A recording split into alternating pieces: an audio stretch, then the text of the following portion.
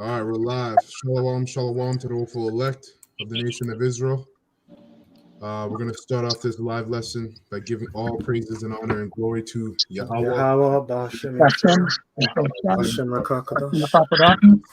All right, double honors to the apostles and the elder great master who rule well and has taught us his word in truth and sincerity. And peace and mercy to the hopeful elect that are also pushing his word in truth and sincerity across the four corners of the earth. All right, and peace and mercy as well to the little amount of sisters that believe and listen. So this lesson, we're going to go through Isaiah, the 14th chapter. Very good chapter, very important in the light of prophecy as well. And also dealing with the strangers.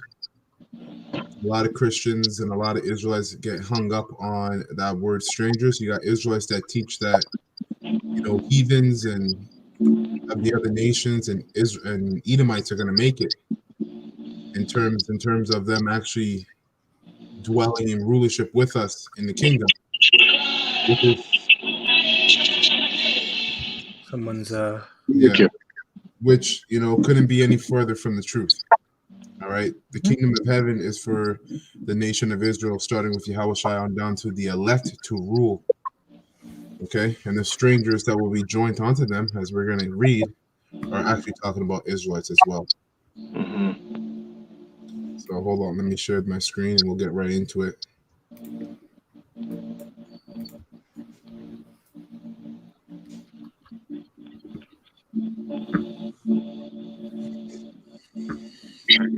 Okay, so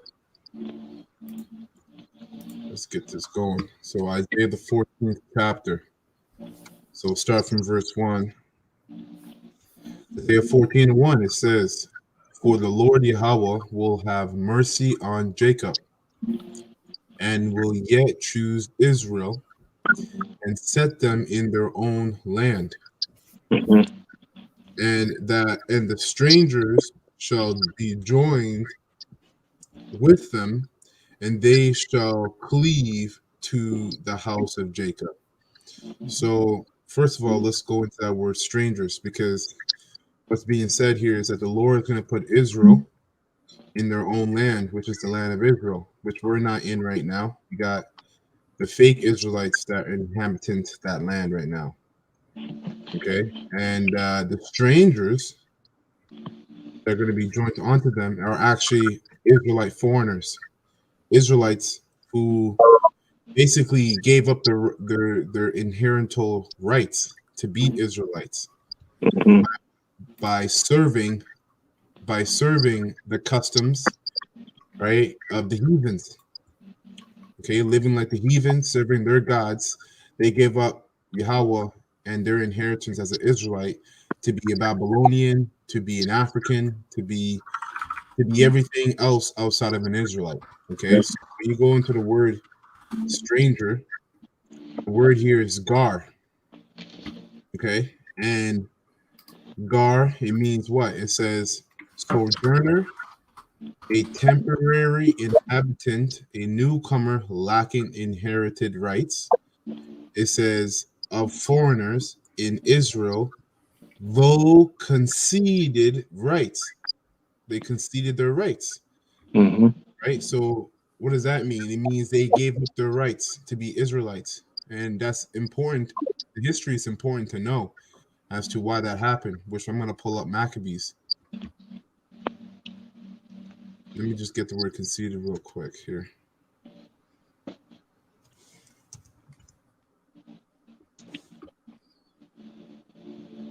Concede, right? It says here, the verb to make a concession of, yield up, right? To yield up, give away, go away, depart, right? So what did they do? They yielded up their rights to be Israelites, to what? To live comfortably among the heathens. And that's in the history. A lot of Israelites did that under captivity, right? Because it got to a point when you go into the history to the Greek Empire, it got to a point where if you were to profess yourself a Jew, you were getting killed. You had Israelites, as Israelites, we had to hide. We had to go into caves, into the wilderness, just to keep the Sabbath. Because if you were found keeping the Sabbath or circumcising your child, right, in public or out where people can see you, you were put to death. All right, so it was really hard to be an Israelite. So therefore, you had a lot of Israelites by the time of Yahushua. You had those Gentiles, and you had that what would you say, that division between the Israelites that knew they were Israelites and the Israelites that didn't know they were Israelites, living like heathens. Okay. Since you pulled it up, I have a quick precept to go along with that, with what you said. Khan, go ahead, bro. Also, I just want to point out too that was the case as well, because our people, you know, they were trying to hide because they didn't want to die because of persecution, right? But even after that, you had our people; they were just born into that lifestyle as well. Yeah, over the years. I have a quick precept just to go into that a little bit. Yeah. This is Acts chapter 16:1, and the subtitle says the Macedonian vision.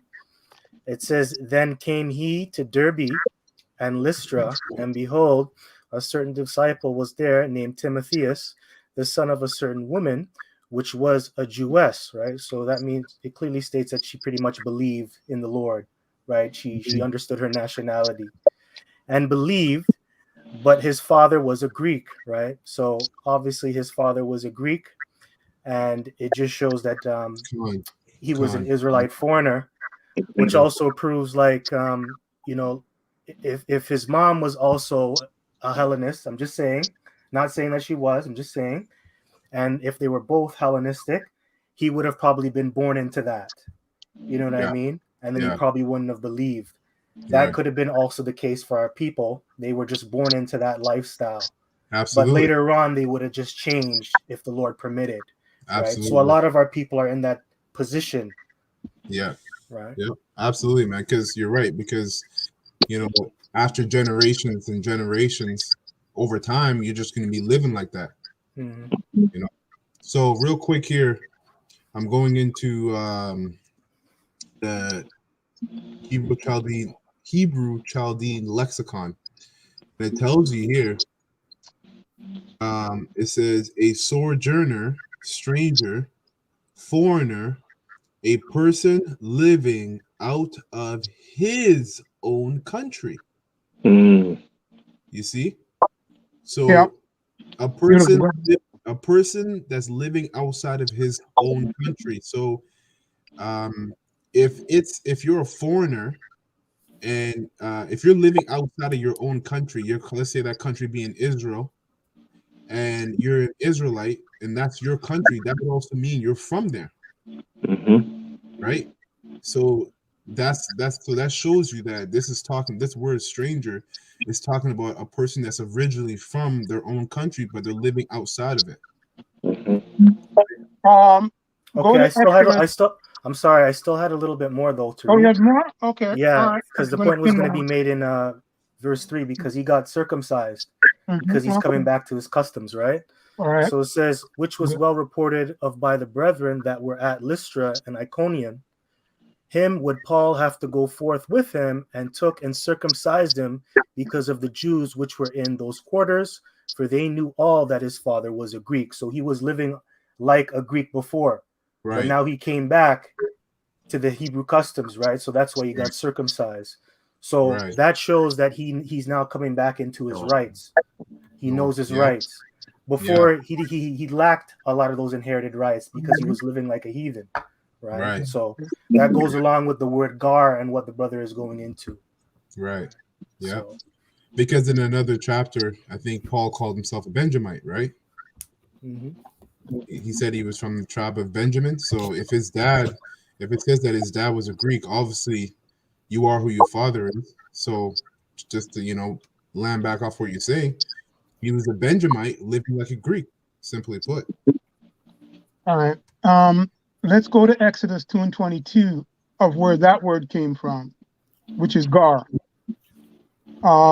Right? The reason is because it tells you exactly what it is, and everything else that was just mentioned. Okay, just or go there. Exodus 2:22. That's just one precept. Exodus 2:22, it says, and she bare him a son and called his name Gershom, for he said, I have been a stranger in a strange land. So that was Egypt where he was born. Yeah, right. Yeah. So going back to who his father is Moses, Mm-hmm. right? Yep. So he's an Israelite that's born outside Right. of Israel.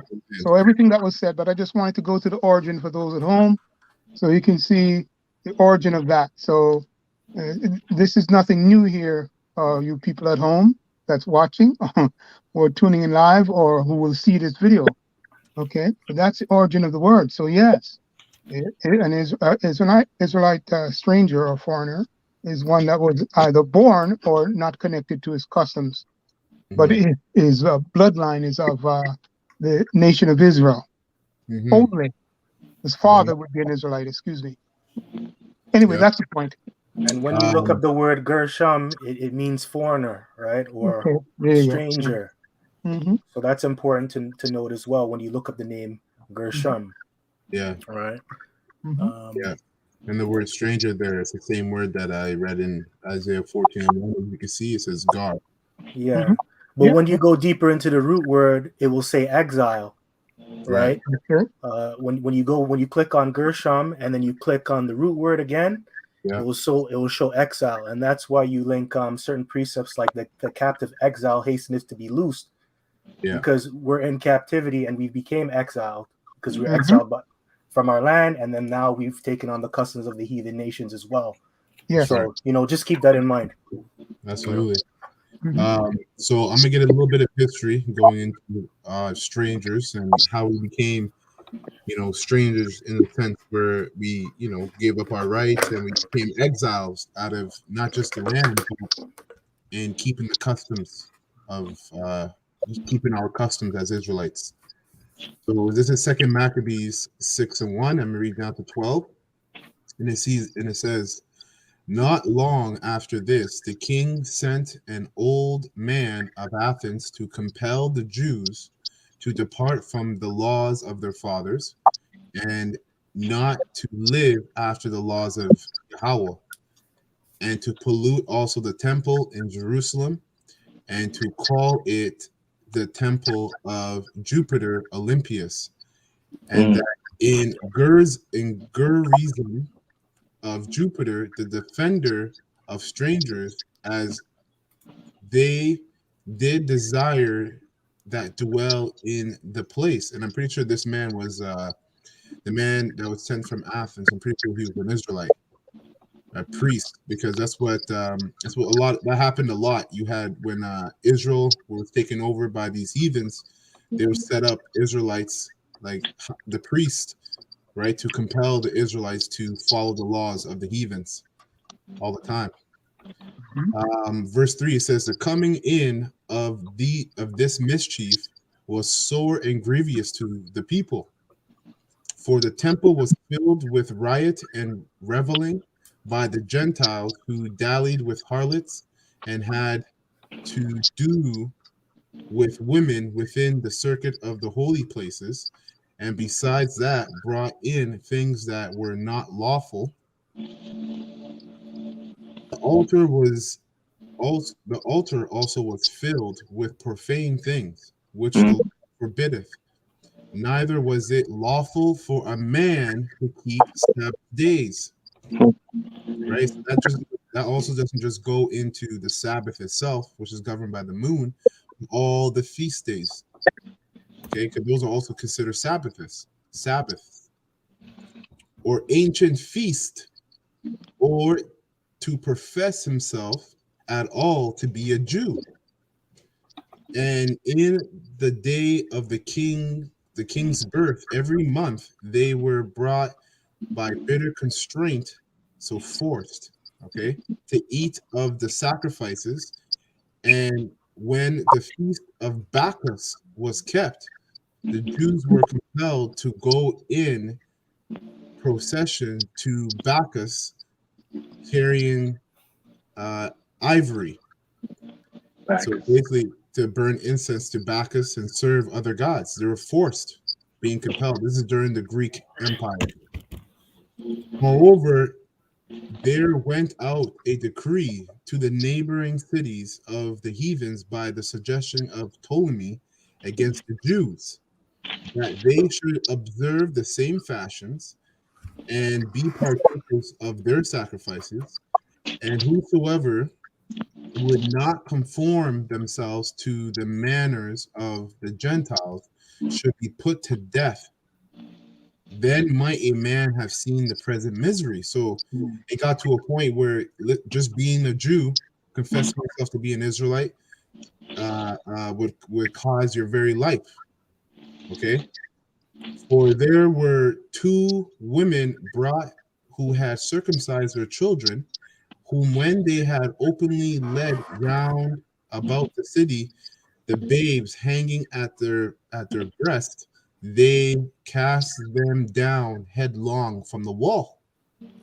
You see, it got really bad, man. It got so bad. So you can see why a lot of us, you know, just to save our own lives and save our children's lives and our wives' lives, we basically concealed ourselves being Jews or being Israelites and took on the customs of the heathens just to get by. Right? But then it also says this, and others that had run together into causes nearby, to keep into caves nearby, to keep the Sabbath day secretly, being discouraged or discovered to Philip, were all burnt together because they made a conscience to help themselves for the honor of the most sacred day. So even when you had us, a few of us going to hide so we can keep the Sabbath, we were found out and we were burnt. Now, I just want to add a little real quick because this is still going on today. You still get penalized for coming out and telling the nations who you are, especially Esau, because he's in power. You saw that with Kyrie. You saw that with Kanye.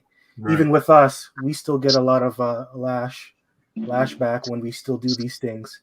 But also going into slavery, you were killed for reading the Bible. Yeah. You were killed for doing certain things. They forced pork upon you. They forced chitlins. They forced Christmas and all these wicked high holy days on you. Right. So it's still playing out. We're still in that Gar state, that Gentile state.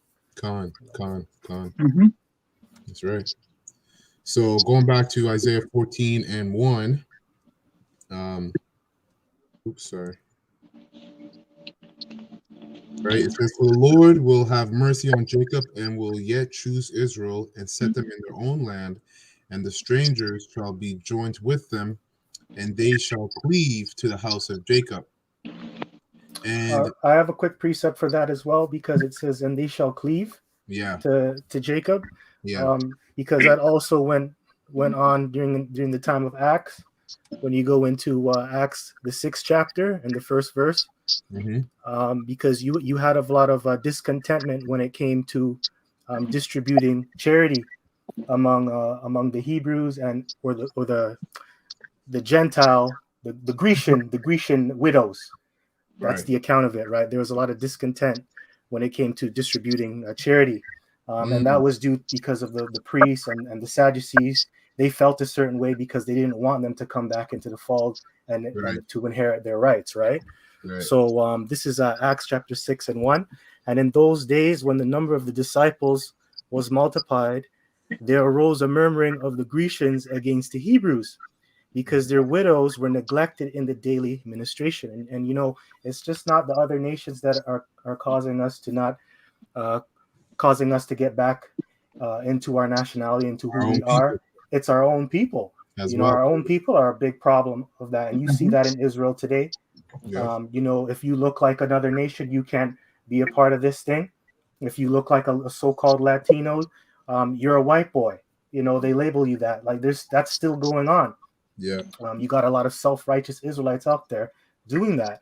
And a lot of our people, they get neglected and they fall through the cracks, right? And a lot of you guys that are doing that, you're going to get punished for that. Right? Yep, that's right. Verse 2, and it says, then the 12 called the multitude of the disciples unto them and said, it is not reason that we should leave the word of the Most High and serve tables. Wherefore, brethren, look ye out among ye 7 men of honest report, full of the Holy Ghost and wisdom, who we may appoint over this business. And you know, that's righteous. You're supposed to pick worthy men who have wisdom, who have understanding, that is actually going to distribute charity properly, right? And the men, there's a lot of men like I'm going to just use Gehenna Sakari and even Nate. You know, they're not worthy men right now. They're not looking like it because they're not distributing charity properly when it comes to pushing doctrines and telling who can serve the Lord and what you can and what you can't do. Because it's not coming out the scriptures. Right. Verse 4, it says, but we will give ourselves continually to prayer and to the ministry of the word. And the saying pleased the whole multitude, and they chose Stephen, a man full of faith and of the Holy Ghost, and Philip and Prochorus and Nicanor and Timon and Parmenas and Nicholas, a proselyte of Antioch, whom they set before the apostles. And when they had prayed, they laid their hands on them, and the word of the Most High increased, and the number of the disciples multiplied in Jerusalem greatly, and a great company of the priests were obedient to the faith. So if you put the right people in a position, then they're going to rejoice, right? And those are really the guys who are teaching the 100% truth in its fullest, right? So, anyways, that's perfect for cleaving. The strangers cleaving to the house of Israel. Go ahead. I just have one more too, real quick. Yeah, go ahead. This is Isaiah 56:6.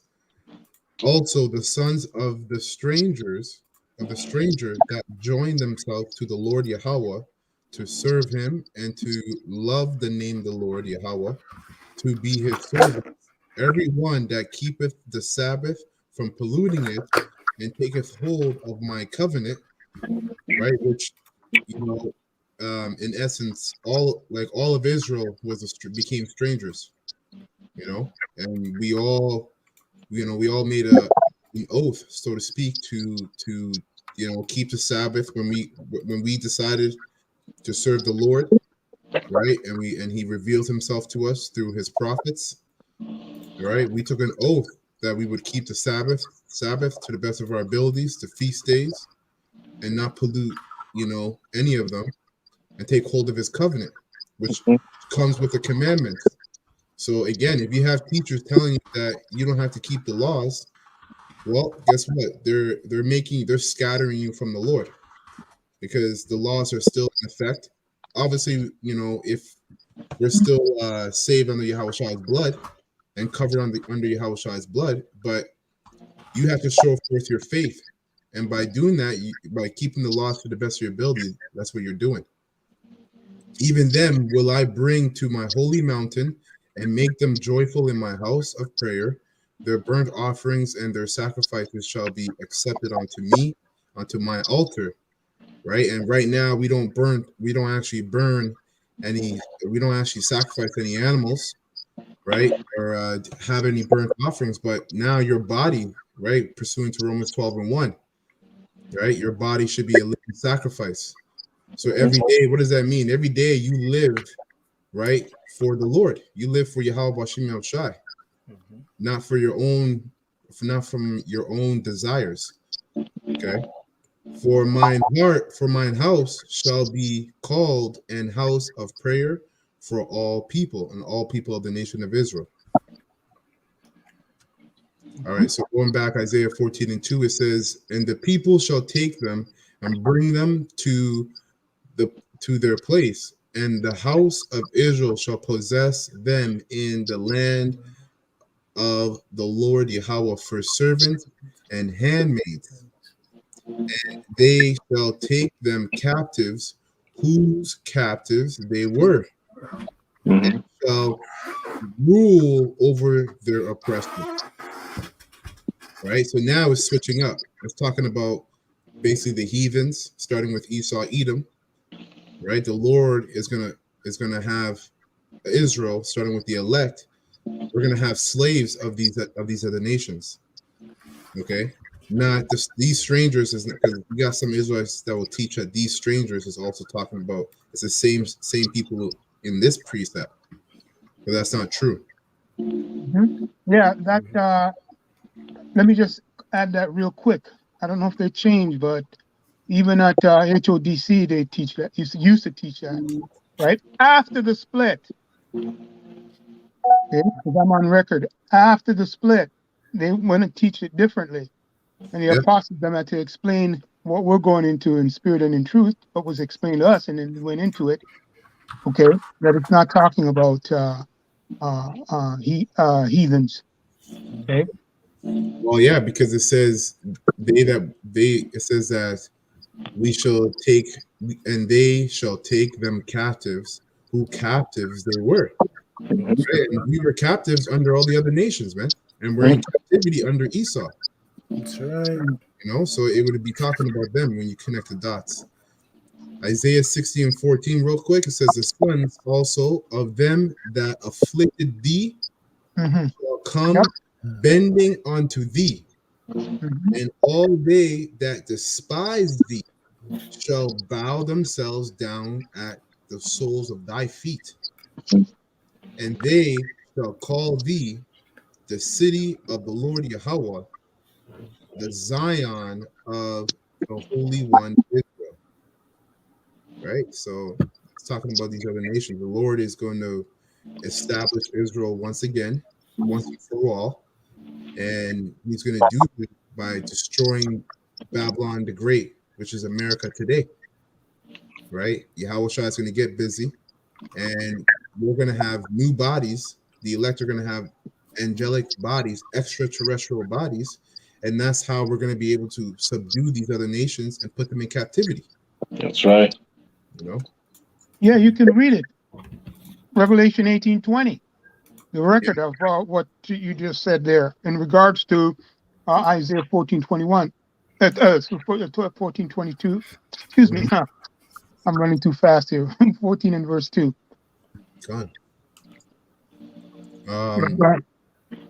Revelation 18:20. Just since you already read it, 18:20. Or you want me to get it? Yeah, God. just because you're there, and I'm going to Yeah. go back up. Go ahead. Revelation 18 and 20. It reads, rejoice over her, thou heaven, and ye holy apostles and prophets, for Yahweh has avenged you on her. Looking forward to that day. Yeah. In spirit and power of Yahweh Shem Yoshai. Okay, and read the next verse, and that's it. And then just go back because we might have to go back here. I don't know. Verse 21.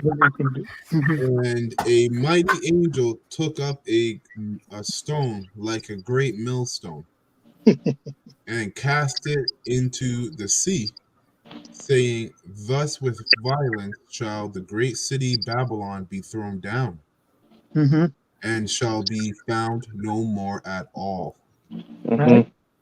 Simply put, that's a loaded precept. I mean, right? But that's the point. They're going to be possessed and destroyed. Yep. Okay. I mean, the system. All right. Anyway, that's all I'm going to read for now. I don't know where the Lord would have us go next because this is loaded stuff. Back to verse 2. Our brothers have precepts. I still have some precepts. Bring them out. Gotta bring it out. Yeah, because we're going into the strangers as well. I think it's very important. But in Acts, the previous precept I read before in Acts 6 and 5, it talked about they chose Philip to actually do the service, right? So when you go into Acts 8 and 26, it goes into the Ethiopian eunuch, right? Because he was an Israelite foreigner. He was in the land of Ethiopia. Good example. And the Lord told Philip to go and teach the word to him, right? Right. And so he can get back his rights. Right. So we're also set up to actually go to the Israelite foreigners through the internet, right? Right. So It says here, Acts chapter 8, verse 26. And the angel of the Lord spake unto Philip, saying, Arise and go toward the south unto the way that goeth down from Jerusalem unto Gaza, which is desert. And he arose and went, and behold, a man of Ethiopia, an eunuch of great authority under Candace, queen of the Ethiopians, who had the charge of all her treasure, and had come to Jerusalem for to worship, was returning and sitting in his chariot, read Isaiah the prophet. Then the Spirit said unto Philip, Go near and join thyself to this chariot. And Philip ran thither to him and heard him read the prophet Isaiah, and said, Understandest thou what thou readest? And he said, How can I, except some man should guide me? And he desired Philip that he would come up and sit with him. The place of the scripture which he read was this: He was led as a sheep to the slaughter, and like a lamb dumb before his shearer, so opened he not his mouth. So, the Israelite foreigners are set up to get this truth, right? A certain number of them. And the men of the Lord, they're set up to go and teach. And that's why, starting with Great Millstone, we've been telling you about the Israelite foreigners and trying to drill it into your guys' thick skulls, that they're supposed to get the knowledge too. And there's going to be a certain amount of them that are going to come back into the fold. And guess what? They're going to be a part of the elect, right?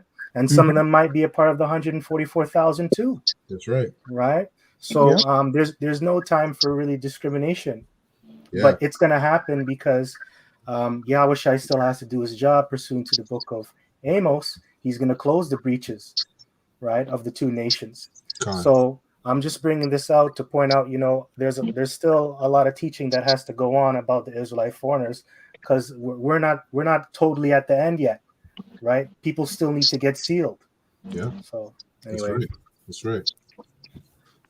Yeah, and that goes into that parable about where the Lord Yahushua, he tells us about coming in at the 11th hour. Yeah, it goes into that, what Brother Gobar is going into. So I have a couple of precepts on hand. Actually, Second Ezra, if you can just grab that, 5:27 and 28. Second Ezra 5:27 and 28, going into the multitudes. That number is called a multitude, of course, that the Lord has, and they're going to come. The majority of them is going to come in at the 11th hour. So if we're in that 11th hour now, we just have to let the Spirit work, man. Right? So in regards to the wheat and the wheat and the tares, and also the sifting that the Lord himself is doing. Second Ezra 5:27 and 28. Point is in the 28th verse. You can just get that. Second Ezra chapter 5 verse 27, it says, And among all the multitude of peoples, thou hast gotten thee one people. That's right. The nation of Israel, right? We know he's telling us, hey, it's the nation of Israel. Namely, okay, we know in the Revelation it's the house of David. The Bible just said the house of Israel. It's the same thing. Okay, but an elect that the Lord's going to bring out of that. But one people. Go ahead, brother. Read. Unto this people whom thou lovest, thou givest a law that is approved of all.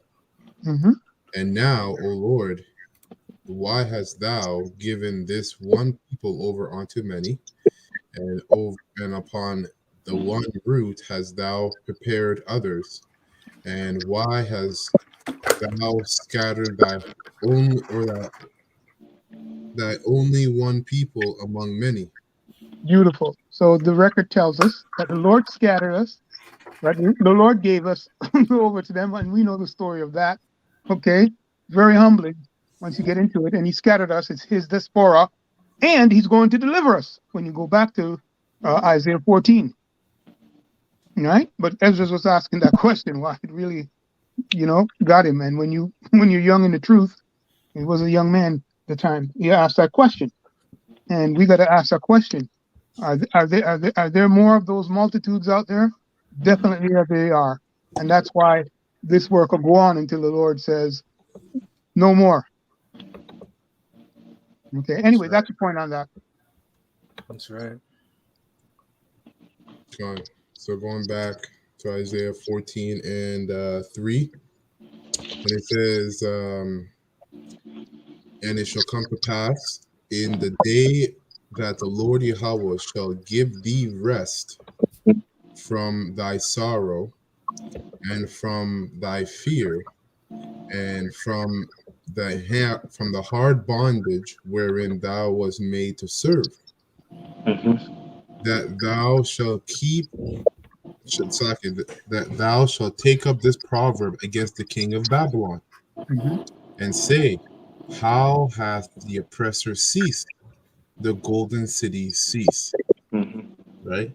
And that's it's going to be a praise, all right, when the Lord takes down these Edomites and destroys America. And that's where the hardest, the majority of bondage, right, and slavery came out of. It came out of America, spread out to the four corners of the earth. It's poison. Yep. Democracy. Go ahead. Add to that, the Lord is always calling prophets in every captivity that we're in to speak against the ruling powers. You know? Like we've always been in captivity, like our kings, right? Like right now, Apostle Ahar, he be a king, right? King of GMS, right? Speaking against Babylon. Nate is a king, wicked king, right?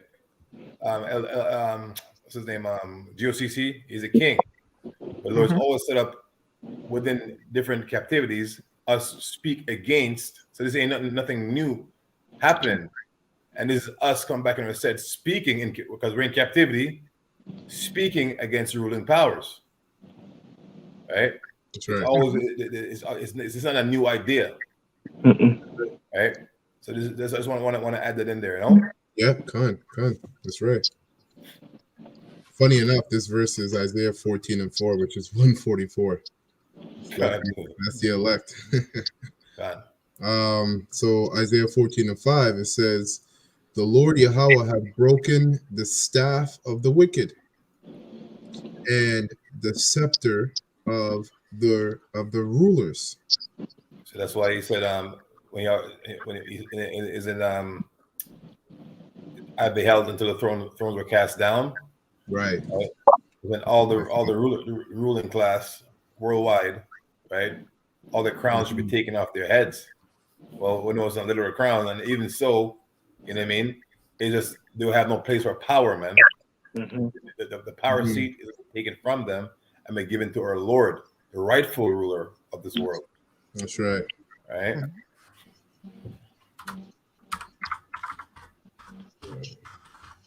I want to get that precept that you quoted. Was that Daniel 7 and 9? Fine. It's a good precept.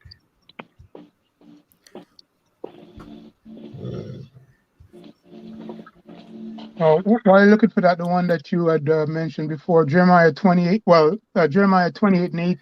The prophets that have been before me and before thee of old prophesied both against many countries and great kingdoms of war and of evil and of pestilence. So yes, always. Yep, that's the point. No. Daniel chapter 7 verse 9, it says, I beheld till the thrones were cast down, and the Ancient of Days did sit. Right, and that's the Most High Yahweh himself. And thrones also represents rulership. Okay, because when you sit on a throne, you're in a place of rulership. Whose garment was white as snow, and the hair of his head like pure wool. So again, you can link this to Revelation 13 or Revelation 1 and 13 down to the 15th verse, where that's talking about the revelation, right? The revealing of Yahweh Shai and what he looks like, and all the other prophecies, the destruction of America. But it also said that Yahweh Shai had white hair, but his hair, the texture of his hair, was woolly. His throne was, so that means Yahweh Shai looks just like his father, basically. His throne was like the fiery flame, and his wheels as burning fire. Oh, yeah. And that goes into the chariots. Mhm. All right. With that it was just this verse, eh? Come. All right. So going back, Isaiah 45 and 5, Isaiah 14 and 5. The Lord has broken the staff of the wicked and the scepter of the rulers. He who smote the people in wrath with a continual stroke. Mhm. He that ruled the nations in anger Mhm. is persecuted, and none hindereth. Yeah. There's going to be nothing that anybody can do, or Esau himself can do, to stop the judgment of the Lord befalling on them. All right. It's going to be a sword destruction. America's going to be destroyed. A lot of people within America. The only people within America that are going to be saved are the elect. Everybody else is going to be put to death or into slavery.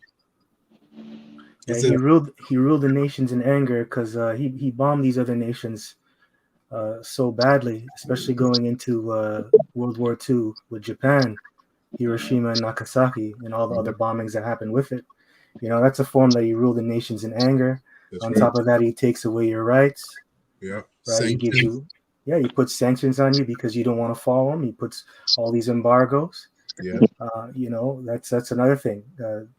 He ruled in wrath, man, in anger. You're not supposed to judge like that. Yeah. He was made that way. That's right, God. Excuse me. God. Wow. Verse 7, it says, the whole earth is at rest God. and is quiet. They break forth into singing. Mm-hmm. Right? So the whole earth is going to be at rest once you Edomites are put out of rulership, man. Starting with you elites, the banking families. Come on. You're the cancer of the earth. That's right. You realize this place has never, under their rule, it has never had a proper Shabbat under these damn devils. So just think of that. Yeah, Khan. Wow. Yeah. It's an abomination. All right. Yeah. So look at how tired this earth is. Yeah. Mhm. And on top of that, this earth was already plagued, especially beginning at when Adam and Eve fell. Right. So think of how tired this earth is and how worn out it is. And on top of the saints as well. This place is due for a rest, man. Well, and that to add to that is when you think about buying food, organic food, this man doesn't give the land the Sabbath, right? Just continually. Yeah. Yeah. Yeah. Well, that's going to Ezekiel. It's dry, man. It's dry. Right? Yep. Everything is just decrepit. Yeah. Yeah. Busted. Yeah. Look how we feel. Like we have to fake smile all the time, man. Like in the Lord's rule, it's gonna be like you're hard to smile, man. Yeah. Because we know. Yeah. Our body tells us that. Sorry. Yeah. Right? Can I get a quick precept, brother? Khan. Isaiah 43. Khan. Let's start about 18. 43. Isaiah 43. 15. Isaiah 43 and 18 or 15? 18. 18. Isaiah 43 and 18, and it reads, remember ye not the former things. So that's what Kabar has brought up. The Sabbath, man. That was a major thing, right? That was something instigated, implemented by the Lord, right? We were supposed to have a Sabbath, a land Sabbath, because like the food we're eating right now, it's not food. No, it's not nutrients. You know what I'm saying? Bananas supposed to have seeds in them. Now there are no seeds, man.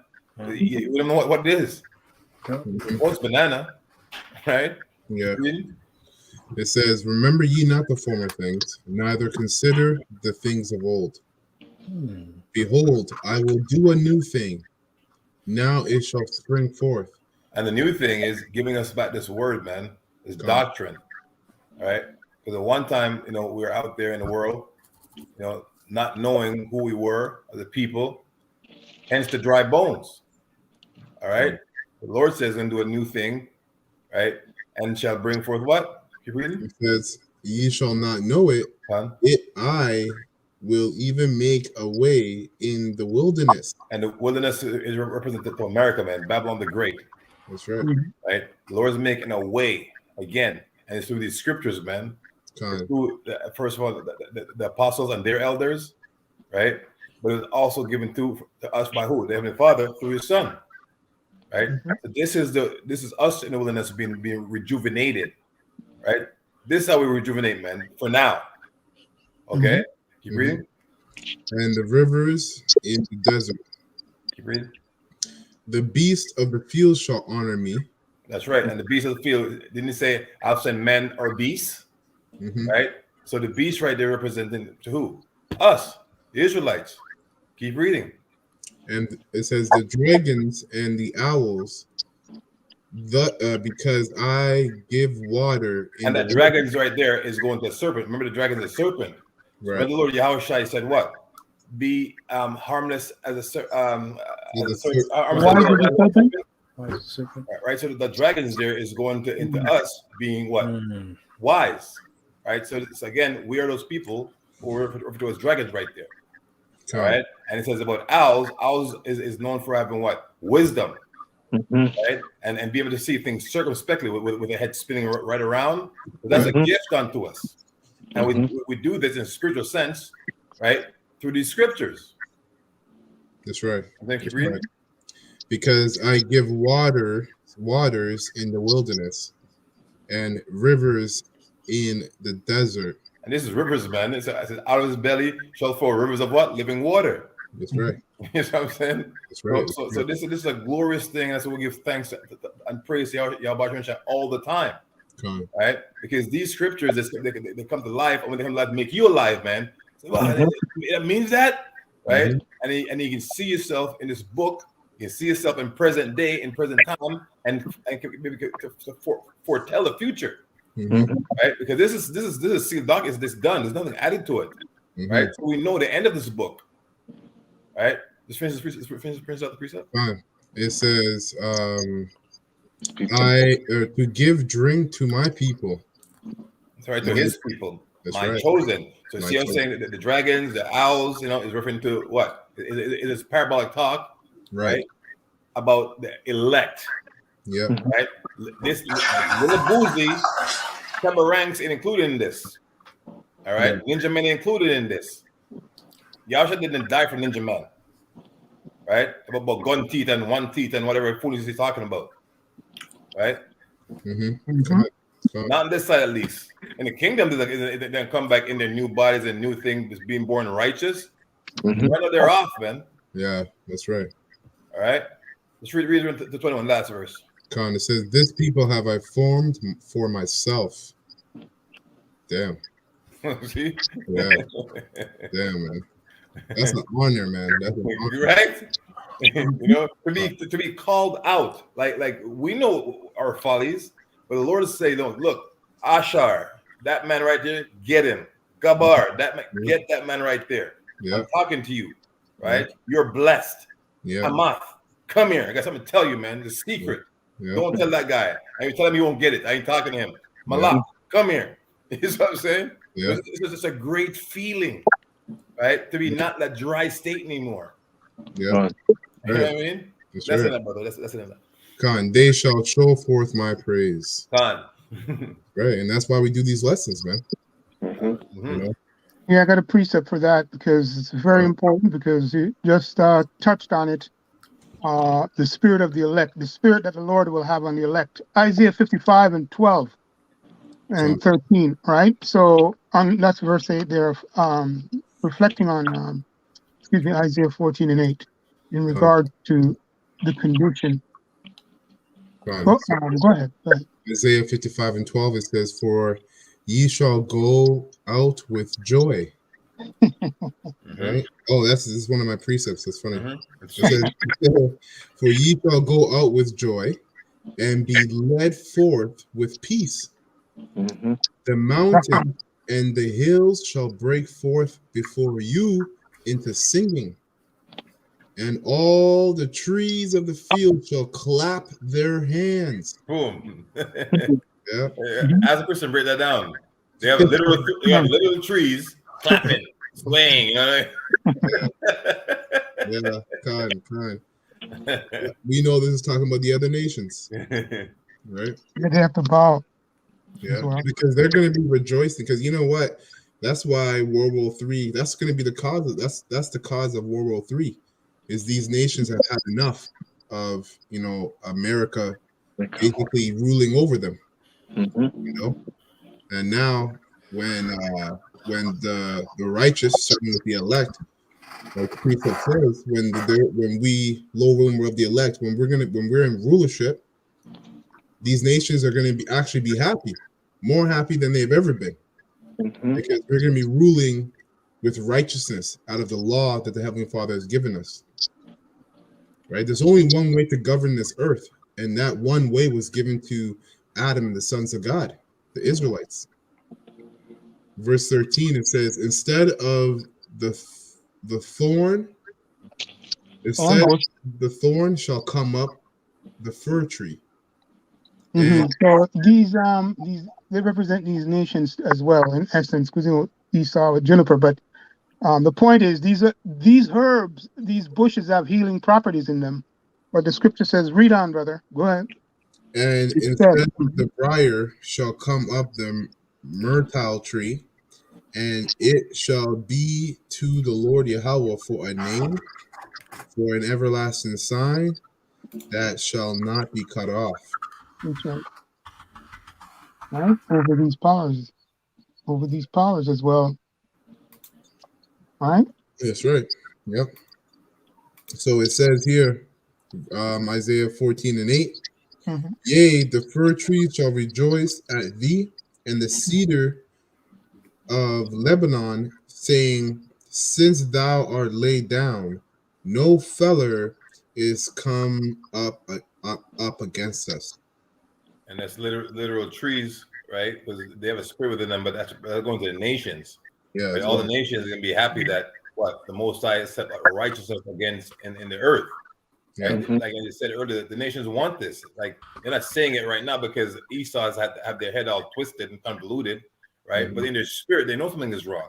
Something is off, right? And you don't forget, Micah 4:2, Isaiah 2:3 speaks about the nations come and say, hey, let's go praise the God of Jacob. Right. Yeah, and when you look it up, trees actually communicate with each other through their roots.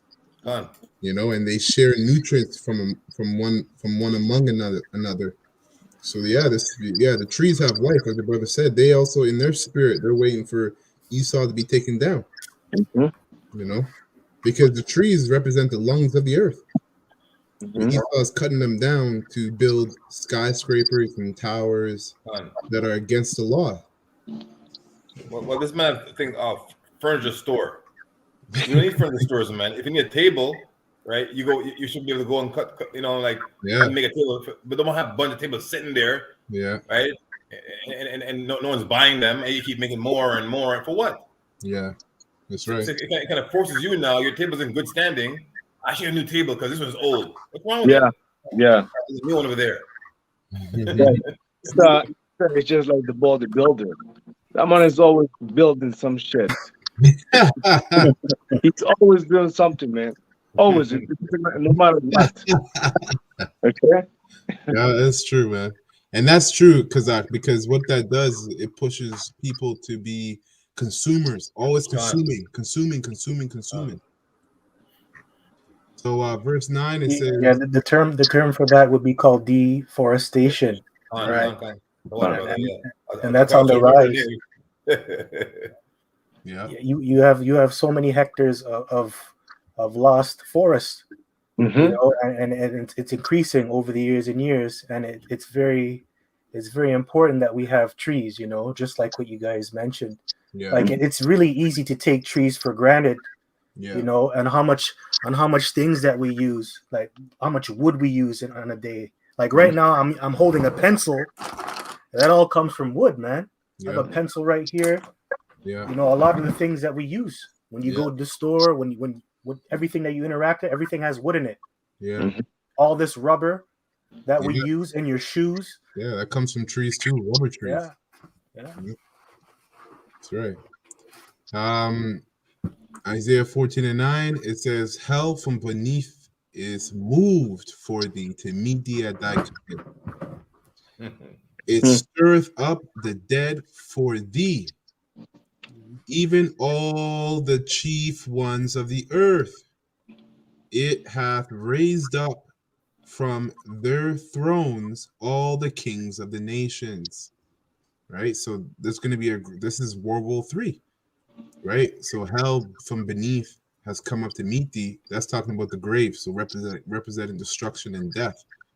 All right. And what is stirred up, what's being stirred up is these heathens, war, right? Strife between the different kings of the earth to what? To push out World War III.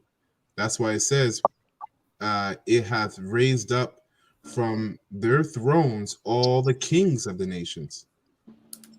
And I got a precept for that as well. Revelation 20:5. It says, but the rest of the dead, Revelation 20:5, but the rest of the dead lived not again until the 1,000 years were finished. This is the first resurrection. So this is talking about the other nations, because when the Lord, when Yahweh Shai comes and subdues, puts and destroys this place, guess what? We're going to have Esau and the other nations in slavery for 1,000 years, right? And that so that dead that did not live again basically means until the 1,000 years were finished, they're going to be in hardcore slavery, starting with Esau. Okay, and then after that 1,000 years, when you read the book of Obadiah, we're going to get rid of all these Edomites, burn them up, right? And then the nations are going to go back to having their plotted lands and whatnot, but they're going to be keeping the commandments as well. You know. So Isaiah 14:10, all they shall speak and say unto thee, are thou also become as weak as we? Are thou become like unto us? So not a god. That's right. Esau is like himself unto a god, right? As if it can't be touched, right? Because he was made to think that way, right? Like he's doing what he was created to do, man. Right? Yeah. But the Lord is gonna pull that myth out of his mind and show the world who he really is. He's a nobody. He's a base man. That's right. Right. So other nations, like we know he's a piece of shit. Right. Yeah. But they say, well, you're just a man like us. Yeah. Even lower. Earlier before Obadiah 18 describes his ending. Yeah. You know. Right. Hey man, cockroaches are going to be dealt with better than the Edomites in the kingdom. You know? We're going to treat the cockroaches better than the Edomites.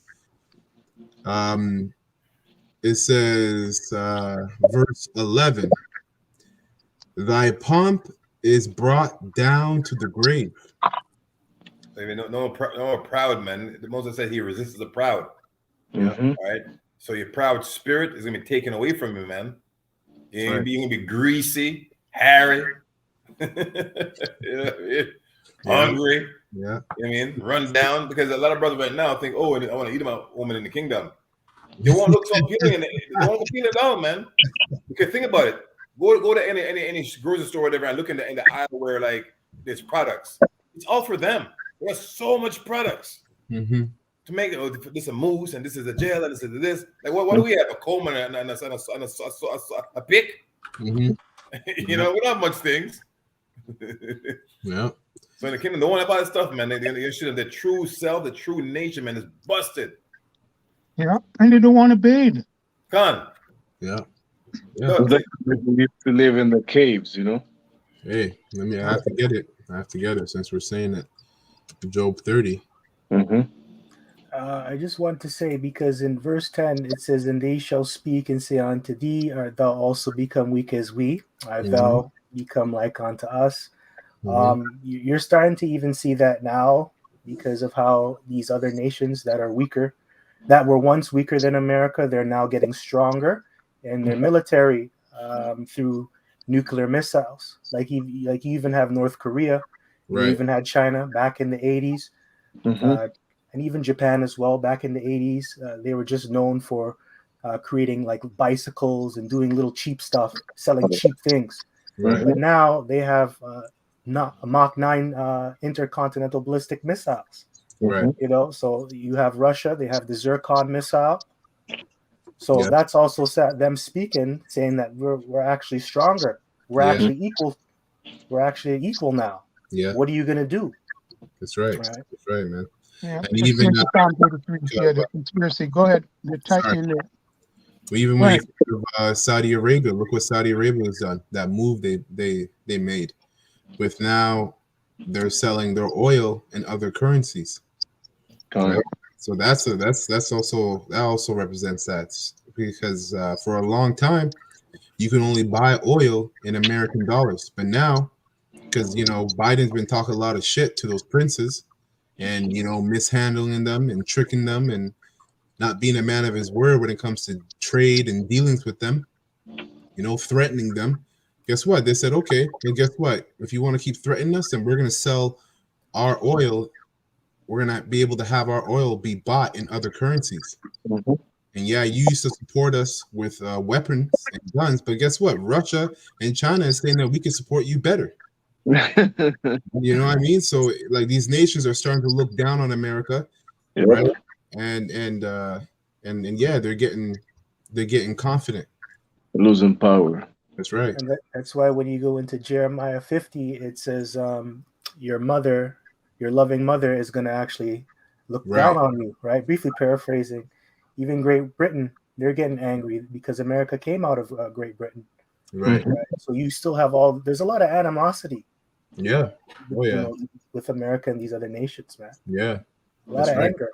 Yeah, you even had a lot of Gadites that fought in those wars with the 13 colonies. You had a lot of Gadites that were on the side of Britain when Britain wasn't allowing America to set up their colonies. So let me bring this out again. Job 30:1, it says, "But now they that are younger than I have me in derision, whose fathers I would have disdained to set with the dogs of my flock." Right, and this is talking about Esau, and the reason, even though Esau was born before us, Jacob, he's in the spirit, he's younger, so it means he's on a lower level than the Israelites. The Edomites are on a lower level than the Israelites. All right, and derision goes into confusion as well. Actually, let me look it up real quick. Derision says, oh yeah, okay, so it goes into bywords as well. To laugh, play, mock. To laugh, usually in contempt or derision. To sport, so they made sport of us, right? To play, to make sport, to jest, right? By calling you what? Negroes, colored, monkeys, right? Jigaboo monkey. I mean, endless. Wow. Yeah, man. So that's scorn. So scorn means to hate, also to scoff at. So that's what the Edomites did to us through what? Slavery, captivity, in slavery and captivity. And that's amazing what you just said, because the next verse described them in one word. Right. Right, which was touched upon a little earlier. Go ahead, brother, when you're ready. Yea, whereunto might the strength of their hands profit me, in whom old age was perished. For want and famine they were solitary, flee into the wilderness in former time, desolate and waste. Right, and this is where you can find. This is where the term Caucasians come from, the Caucasus Mountains. Right, during the Dark Ages. They called it the Dark Ages, but it was really called the Dark Ages because we were ruling. Black people were ruling, right, over Europe, and we had pushed out them Edomites, all right, into the mountains, and we also had them as slaves.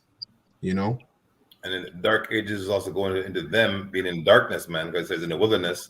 And the term wilderness means like, convoluted, man. Khan, Their mind weren't right. Khan, Right? They were cave beasts, cavemen. yeah, Right. Yeah. So for them, it was a dark time. that's right, man. You can also go in. Oh, go ahead. Oh yeah, you could also go into the book 13 Tribe. He goes into a Beautiful. little bit of a commentary on it with Arthur Koestler. Yeah, He talks about how vile they were and how they used to drink out of their relatives' skulls and stuff like that. They would wear the same garment until it would deteriorate. Disintegrate. They wouldn't shower. They would Yeah. they would walk around with lice in their head. yeah. Well, the new collection of I think it's it's a big brand, like a Givenchy brand. Yeah. It's coming out this spring is like runners, but they're dirty. Like it's like looks like they've been worn like by a 7-year-old. Yeah. This is a new collection. So these people, us, if we got new shoes, we don't know nothing, no scuff or nothing. These Yeah. people make shoes that look dirty. Is it by Balenciaga, one of them? I think it's Givenchy. That's one of the names, you know. Yeah. But that's the style coming up this summer, this Yeah. spring. Yeah. And look at what they did with Kanye, because Kanye hangs out with all these small hats, right? And there's so much videos of Kanye eating out of the hands of small hats, and being a real slave for them. And then look at his clothing line. It's a bunch of ripped up clothes. Done. And they go for hundreds and thousands of dollars. Like, man. So you call them children of fools, man. Only a fool will wear ripped up clothes, That's and right. except to feel warm. You know? Exactly. God. Wow. Verse 4: Who cut up the mallows by the bushes, and juniper roots for their meat. Yeah, that's the only positive thing there. Those herbs, so the roots, Mhm. right? Yeah, it's very healthy, but that ain't gonna save you. Doesn't that go back to marshmallows as well? Yeah. Yeah. Right. Which they have everybody at the campfire. You see, Esau has everybody living like him, and then he has you glory in it, because like, I'm going camping with my family. You go find a stick, break it off the branch, get a marshmallow. Got You're living like a caveman. Mhm. Uh, You could also. Wait, Sorry, brother. Oh no, you could also say that goes into that whole vegan diet too, the whole vegetarianism, that whole religion. That's what they push. I believe that's where that comes from. Mhm. Also, even going back to Genesis 4 with Cain and how he offered vegetables. These damn devils, man. And that's why he has this thing called a plant-based diet. mhm. Have us thinking it means like you eating a diet made from plants, but it actually means the food is made from a plant, like on a plant, manufactured in a plant. So the plant-based means manufactured, not the literal plant. Wow. Wow. That's crazy. Play on words, man. Yeah. Verse 5: They were driven forth from among men. They cried after them as after a thief. Wow. You know? Yeah, so like, get out of here. Yeah. Damn devils, get away from my flocks. Might steal it. The wild man. God. That's right, man. Wow. To dwell in the cliffs of the valleys. And you know what else? If you look at certain Russian icons, right, you actually have certain icons depict Edomites, being pushed into caves by so-called black soldiers, black royalty. You can look that up for yourself on Google. It says to dwell in the cliffs of the valleys, in caves of the earth. Brother, just preach that really quick with Obadiah 1 and 3. Mhm, mhm. Job. Yeah. Yeah. Right, Bring that. we're just connecting the dots here. Yeah, bring that out. Yeah. Obadiah chapter 1 verse 3, it says, the pride of thine heart hath deceived thee, thou that dwellest in the cliffs of the rocks. Yeah, and hey, real quick, I just have to say it just for those folks at home, real quick. Yeah, he takes a lot of pride with those bunkers. Lots of pride. Okay, just want to say that. Yeah. Okay, that's his, and it's what we're speaking about. That it was no different. They're a little bit more cleaned up, but it's the same clefts of the rock. Go ahead, brother.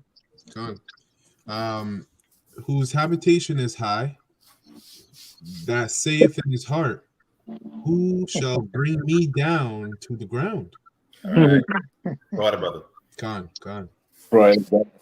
That's right. I'll finish up Job here. It says, to dwell in the cliffs of the valleys, in the caves of the earth, in the rocks, among the bushes they braid, and under the nettles they were gathered together. Wow. Right? So they didn't. Also in that book, the 13th tribe, it tells you that they didn't even speak. Right? They made noise to communicate with each other, like horses. Well, that's where your yabba dabba do from, right?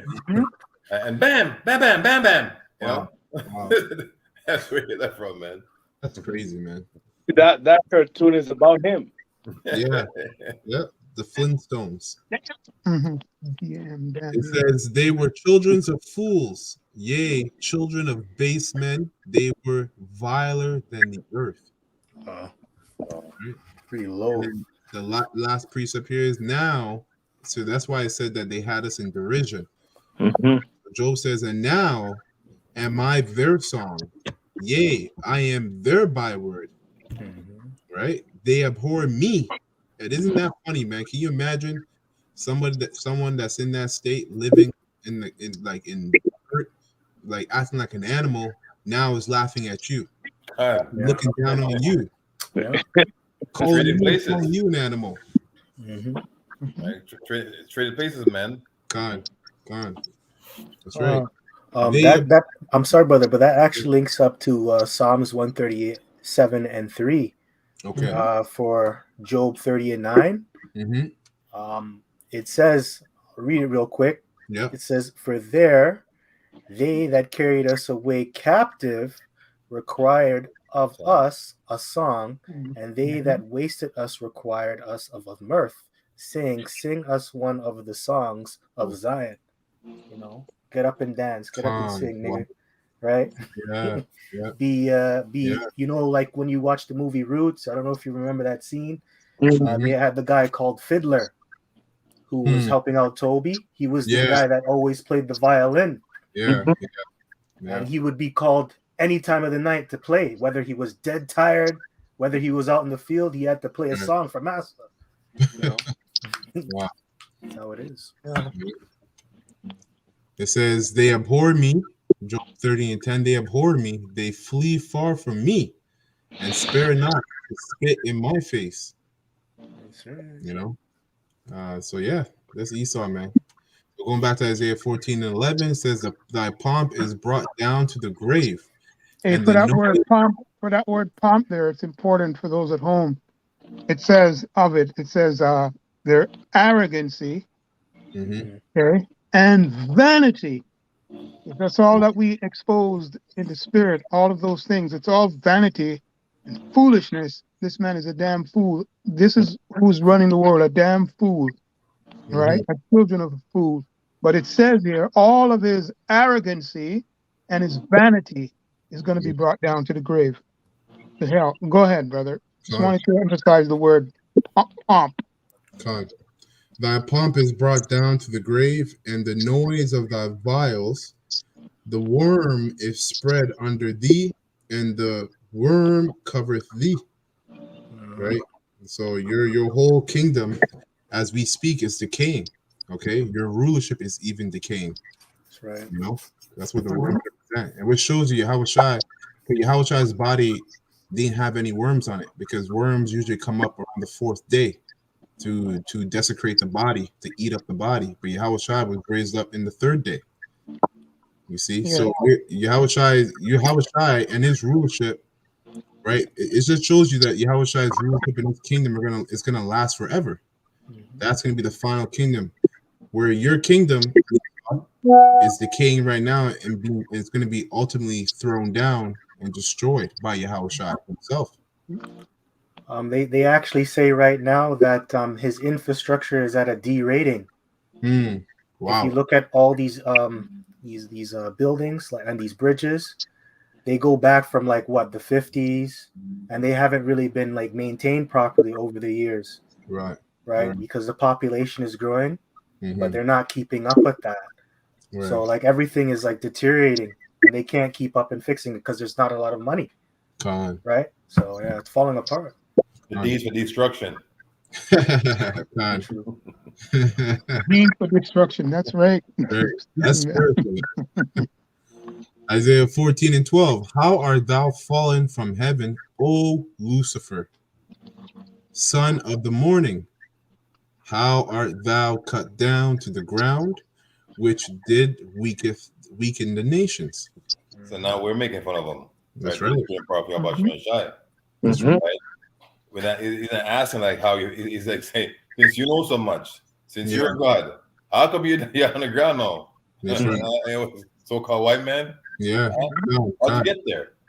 God. Which is spiritual, man, because we're gonna be mocking him like that, God. right? Because guess what? They mocked Yahushua the same way. God. You know? They also mocked Yahushua in the same way. And Lucifer means light bearer, so that's not speaking to the spiritual demon Satan, but to his children, his Yeah. physical counterparts, which are the Edomites. Yeah, it's going into the elites because when you go into Psalm 64, it talks about the secret counsel of the wicked. That's right. They're really the illuminated ones behind the Yes. scenes, and Yeah. they have all the answers. And that's why when we put them into captivity, because they're going to go into slavery first, we're Yep. going to be looking down at them. We're going to be like, hey, where are the answers? Where are your demons that you're praying to? How come Con. you can't get yourself out of this conundrum? That's right. What's going on? Exactly. Exactly. Verse 13, for thou hast said in thine heart, I will ascend into heaven. I will exalt my throne above the stars of Yahweh. Right?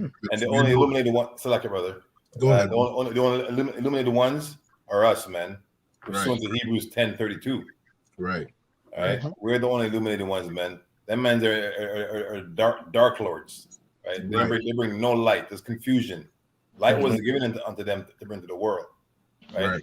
They were cursed from Cain, right? Because we know in the spirit that was the same spirit that was in Edomites today was in Cain then.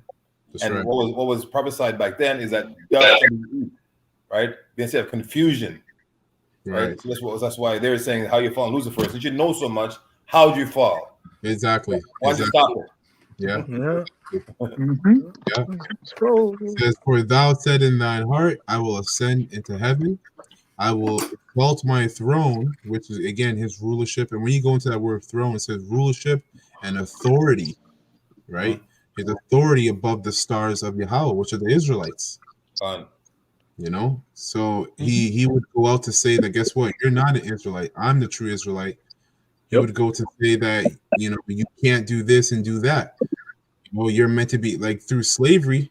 They use the Bible in a perverse way to say that to justify them having us as slaves, right?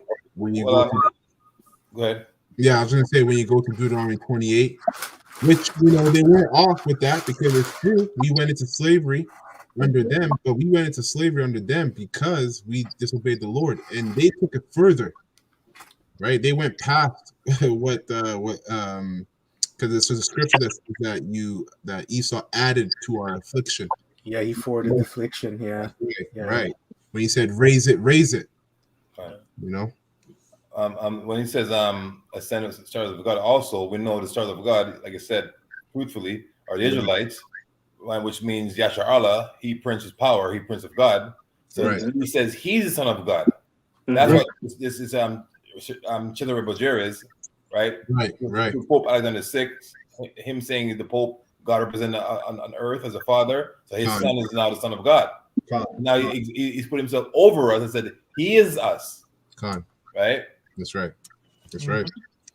I will sit also upon the mount of the congregation in the sides of the North America. Yeah, real quick. Yeah, you got to go to Isaiah 2:2, just for those folks out there who's looking on, right? Because the brothers just prophesied about it in regards to Israel. Who's that congregation that I'm speaking about? So if you could just go there real quick, Isaiah 2:2, and then go back. Isaiah chapter 2, verse 2, and it shall come to pass in the last days, that the mountain of the Lord's house, Yahweh's house, shall be established in the top of the mountains. Mm-hmm. And Which is the house of David. We know that. All right. You could say the house of Israel as well. But in the prophecy and the revelation, it's the house of David. There's many houses, but it's the house of David. Anyway, go ahead, brother. And it shall be exalted above the hills, and all nations shall flow onto it. Hey, the movie coming called You People. I think it's out already. Eddie Murphy, You People. Yeah. So in our kingdom, there will be no Chinese and Japanese and you people. That's it. You know what I mean? There's gonna be Israelites and you people. Yeah, it says it here. We will be exalted above the hills and our nations. So man. Those people. I mean, okay. Yeah. Right. So going back, Isaiah 14:13 says, "For thou hast said in thine heart, I will ascend into heaven, I will exalt my throne above the stars of Yahweh. I will sit also upon the mount of the congregation in the sides of the north," right, which is over here in North America. "I will ascend above the heights of the clouds. I will be like the Most High." And I just want to say this, okay? Just for those folks again out there who are looking on, that's a great sign to show. When it says the sides of the north, you have to think about the Ark of the Covenant, okay? Because there's a sanctuary there, and the elect is really in the Holy of Holies, congregated with the Lord. But this devil is on the sides of the north. You have to understand that. If you can see it, he's outside of the sanctuary. That's the point. But he's trying to influence, right? Just because he's permitted to be over us now, but I'm just saying that the sides of the north is outside of the sanctuary. That's the point, and that proves also that the Lord's dealing with not only Israel, but He's dealing with a remnant of that seed, a seed of that remnant from the sides of the north. Okay. That's what that precept is going into on a deeper sense. The sides of the north. Never said that he was inside the temple. He's on the sides of it. And when you look at, like I said, look and understand what the sanctuary is, and outside of the body, all of the wickedness is coming from outside the influence that's trying to get the elect. Okay? Anyway, go ahead, brother. History. When you go into history, the nations that were in the north of Israel were the Babylonians, and they came to infiltrate Israel, and they destroyed the temple. And now, you fast forward to now, Babylon in the spirit is America. Like you said, they want to infiltrate in the holies of holies of the tabernacle, which is now a people, right? The house of David, the elect. He wants to do that by inserting, an M-A-R-K in you, which means what? He wants to put his name on you, right? He's trying to steal the Ark of the Covenant. Yeah, you can say it like that too. Yeah, he wants to put his name on you, because I say it like that because we're the Most High's woman, right? And when you get with a woman, you marry her. What does she do? She takes on your name. So Esau is trying to put his name on the Most High's woman, which that's the house of David, the elect. All right. So going back to Isaiah 14:14, it says, "I will ascend above the heights of the clouds. I will be like the Most High." Yeah, going into a space program, as we know as well. Yeah. And in every imaginable way, he's going to try to be like the Most High. But we know that, how would you say, just coining the phrase, right? They say truth, life imitate, for them, art imitates life. He's a wicked artist. that's imitating the truth, but it's a twist when it comes out.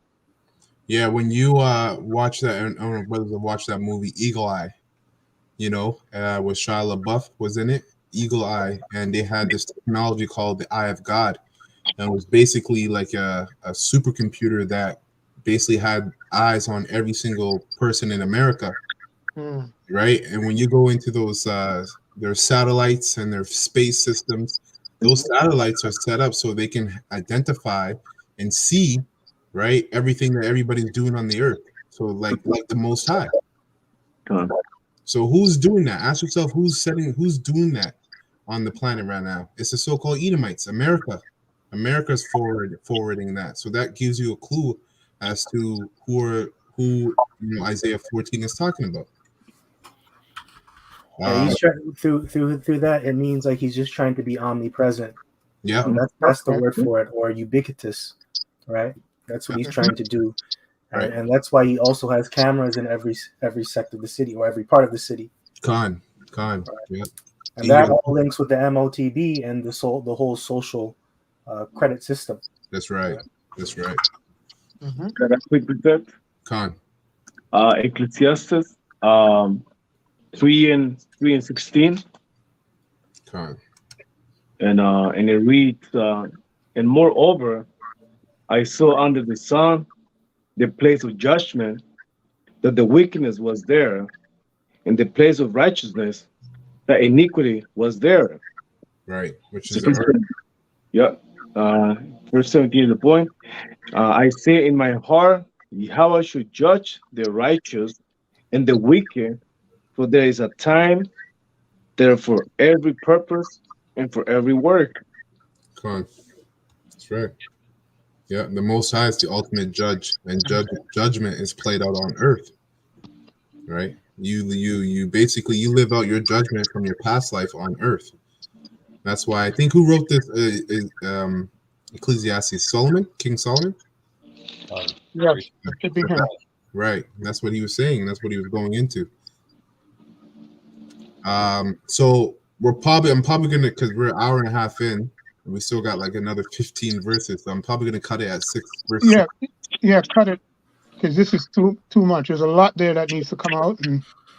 Yeah. So Brontosaurus burger. What'd you say? It's a Brontosaurus burger. It's huge. Yeah, there you go. Yeah, con. Yeah, because this chapter has a lot to it, man. Yes. Verse 15, it says, "Yet thou shalt be brought down to hell, to the sides of the pit." That's right. To the grave. That's right. And the side is the bottom side, man. Yeah, that's right. They that see thee shall narrowly look upon thee and consider thee, saying, "Is look at that word narrowly, brother." Con. Just give it a bit more oomph, so yeah.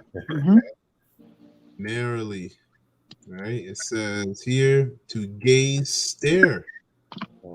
Right? Let's go lower. Yeah, it says Strong's definition, glance sharply at. Right? Look narrowly. And that's look down upon. Look down at somebody. It made that face like, is this a man? Yeah. Yeah. That's right. And you usually narrowly look at someone when you're suspicious. When you look at them, you're kind of suspicious, like, of what they're saying.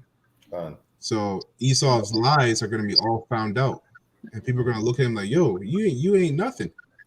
you were the person. You were the man that put us all in subjection, and had us pay taxes and tributes to you. Well, look at Lord Rothschild, man. That old bastard. Right. Doesn't matter when he has no more security around him, no more armies protecting him. Right. Put him with a Jake. Put him with a 2/3. Yeah. With a black amount in his pocket and some weed. Leave him in there. I'm going nuts 2/3. You know. Yeah, it goes back also to the Wizard of Oz. If you remember that scene, God. you saw the guy behind everything. It was some old decrepit guy causing all the problems. You're like, yo, is this the guy that was causing all that shit? Yep. And then you just want to beat his ass up. And then you look at him like, is it even worth it? Is it even worth my time kicking your ass now? It's just like, wow. Yeah, that's true, man.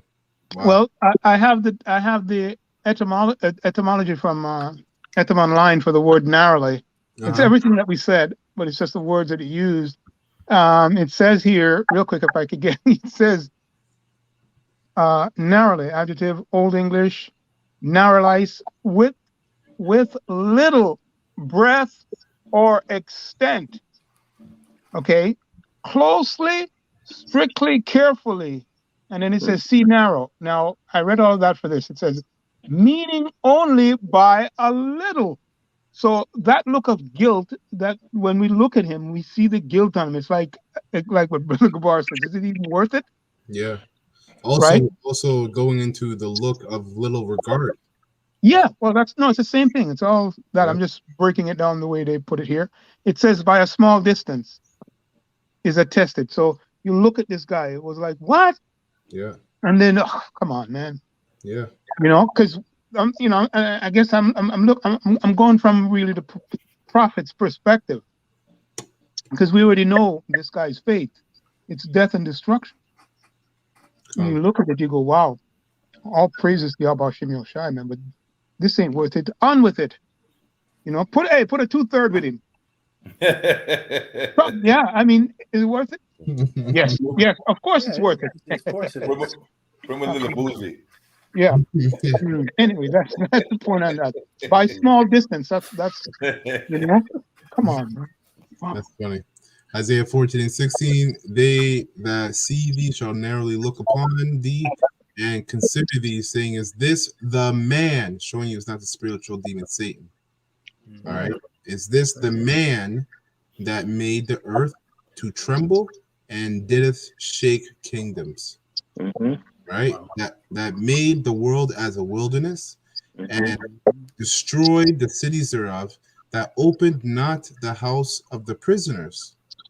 Right? Which means he never had mercy on those that he had rulership over. Right? Starting with you Israelites, you so-called Negroes, Latinos, North American Indians, all of us.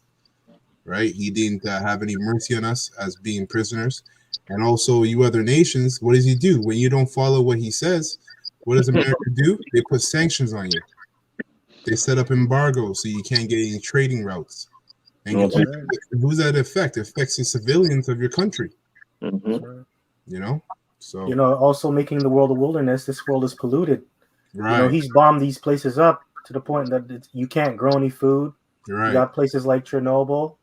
Yeah. You got something called the Siberian wolves, which they're famously known because they've adapted to radiation. Right. There's certain places like Australia. You can't grow anything because they've tested bombs over there. Yeah. It's like a wasteland, man. Think of the Polynesian Islands. That's when the 50s or 60s when he used to test all the bomb. Okay. Yeah. Oh man. Finish this up. Last verse. All the kings of the earth of the nations, even all of them, lie in glory, everyone in his own house. Yeah, so just going back to the fact that these other nations are actually going to be living better when the Israelites, the elect, all right, starting with the elect, are in rulership than they're living right now. Okay. By what? Going back to their own plot of land, right? But they're not going to be doing whatever they want. They're going to have to keep, the law, statute, and commandments of the Heavenly Father, So, that's it for now. We'll do a part 2 on this, Lord willing, the next live lesson. Brothers have any lasting statements or precepts? No. Khan. So, with that, we're going to close this lesson. Lord willing, this was edifying to the hopeful elect of the nation of Israel. We're going to give all praises and honor and glory to Yahweh.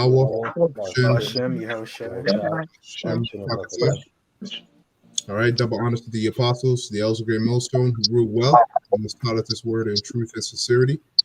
And peace and mercy to the whole full elect that are also pushing this word across the four corners of the earth in truth and sincerity. And you little man sisters as well that believe and listen. We're going to say about the ball. And Lord willing, to the next live lesson, we say shalom to the whole full elect. We hope so.